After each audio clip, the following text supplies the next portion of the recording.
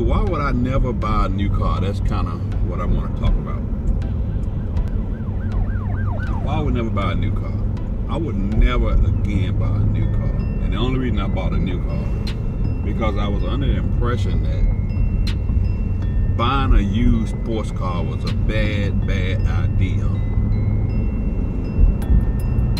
And now I'm kind of rethinking that. Now it's like, if you bought a used sports car with low miles on it, like really low, I'm talking about 3,000 or less, that's probably going to be a good deal, because when I look at the price of this car, and then I look at the price of used Grand Sports, right, with 3,000 miles on it like I got on this car, it's a $27,000 difference in the price. That's huge. That's like, oh, they got the swimming pool open. That is really, really huge. Because a 3,000 or 4,000 mile used Corvette, having experienced this one, that car probably was traded because the person just really got tired of riding around in a sports car. Because a lot of people think you can ride these cars every day, and even though it's practical, the reality of it is it's not a daily driver. So a lot of those cars probably just got traded in because people are like, shit, I can't ride this thing every day. And so buying one with low miles is not a bad idea. Like this car was 70, they wanted $75,000 for this car. What the fuck? In 2017. 75,000. I don't think this is gonna turn out too well. And you can get a used one.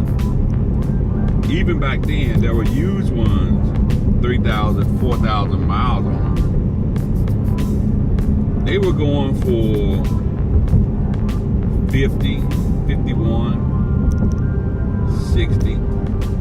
Now, I got this car for 66,000, so I mean, it was a discount. Even though they was asking 75, they still knocked a lot off of it. But still, think about it, it's like